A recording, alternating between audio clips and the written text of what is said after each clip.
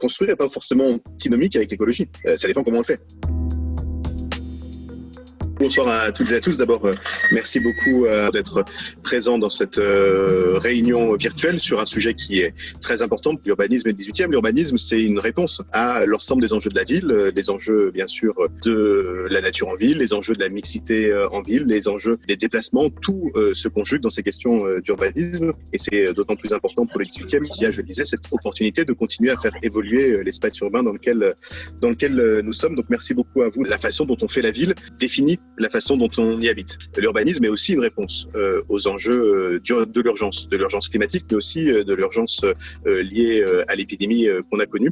Il y a quelque temps encore, on pensait que le changement climatique, les événements extrêmes, c'était dans 20, 30, 50 ans. Et en fait, on se rend compte que la pollution, les canicules, les inondations, c'est maintenant. Et donc, je pense qu'on en est à un stade où on doit transformer dès maintenant la ville. La crise sanitaire qu'on vient de traverser a été un révélateur. On voit à quel point le manque de nature, la privation du lien à la nature a eu un impact sur la santé et un impact psychologique sur les Parisiens et les Parisiennes. Si on prend l'exemple aujourd'hui de l'urbanisme tactique, on a vu que cette crise nous a poussé à transformer dès maintenant la ville, parfois de façon un peu radicale, sur des choses qu'on n'arrivait pas forcément à faire. On parle souvent de la suppression des places de parking, et puis il y a tout un débat, des oppositions, là on l'a fait.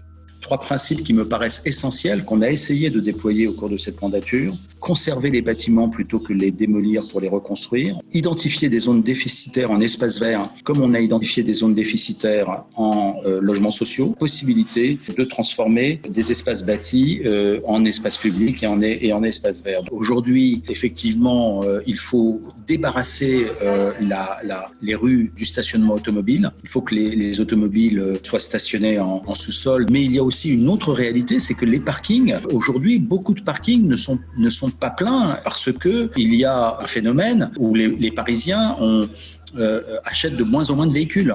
70% des Parisiens ne sont pas propriétaires d'un véhicule. Nous devons réfléchir aux nouveaux usages de ces sous-sols et peut-être qu'il y a beaucoup mieux à faire que de stocker des véhicules dans les sous-sols parisiens. On doit pouvoir les utiliser à autre chose. Comment est-ce que finalement un bâtiment peut être plus qu'un abri pour l'homme? Comment est-ce qu'il peut devenir une ressource pour le quartier, pour les habitants, pour la parcelle, pour la ville? Comment est-ce qu'on peut reconstituer le lien entre l'habitant et le lieu?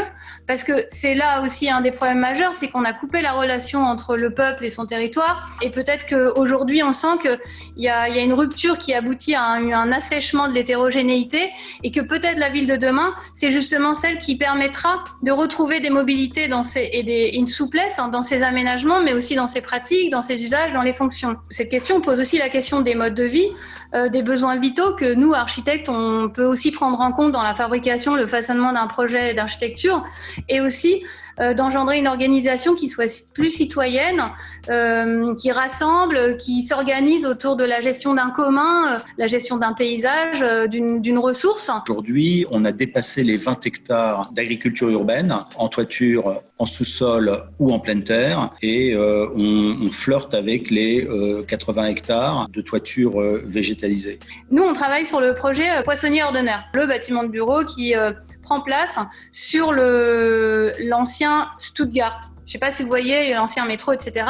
Là, justement, on fait une transformation, on réutilise les volumes qui sont présents, la majorité des volumes qui sont présents, on réutilise les niveaux de parking et sur le toit de cette dalle où il y a le parking, on pose un bâtiment de bureau qui, lui, va être également exploité par un exploitant d'agriculture urbaine. On voit que l'on a beaucoup construit de parkings pendant le XXe siècle. Ces parkings n'ont pas de qualité particulière.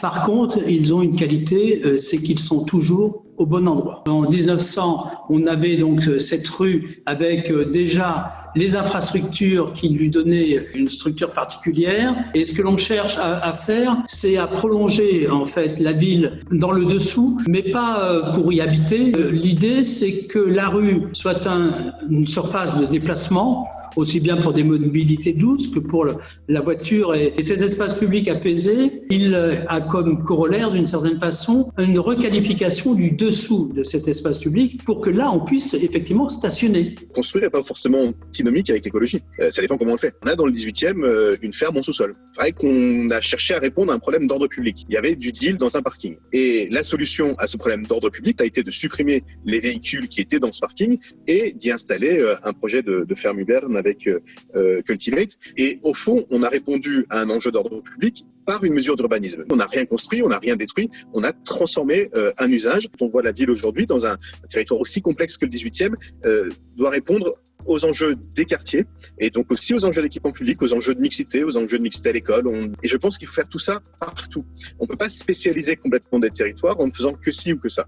D'abord, l'objectif, la maire de Paris l'a très très clairement indiqué, c'est d'aller beaucoup plus vite sur la réduction de la place de la voiture et l'extension de la place pour notamment les transports en mode doux, les piétons et les cyclistes. On a commencé dans le 18e à pouvoir le faire. Et puis, des questions ont été posées sur la question des piétonisations et notamment sur la piétonisation de la Goutte d'Or, comme si l'écologie était réservée aux arrondissements du centre. C'est évidemment pas vrai et la réalité aujourd'hui le démontre. Il n'y a pas de misérabilisme à voir dans le 18e.